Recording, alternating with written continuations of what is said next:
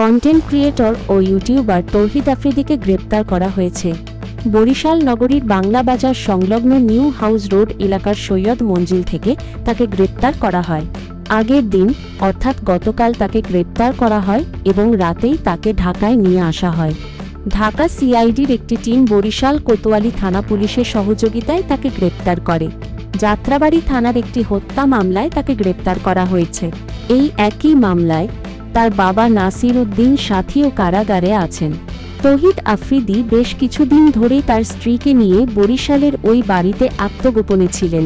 তার পৈতৃক বাড়ি বরিশাল নগরীর কাউনিয়া এলাকায় হলেও তিনি সেখানে না গিয়ে এক নিকটাত্মীয়র বাড়িতে লুকিয়েছিলেন। গ্রেপ্তারের পর তৌহিদ আফ্রিদি জানান, তিনি এক নিকটাত্মীয়র কবর জিয়ারত করার জন্য বরিশালে এসেছিলেন।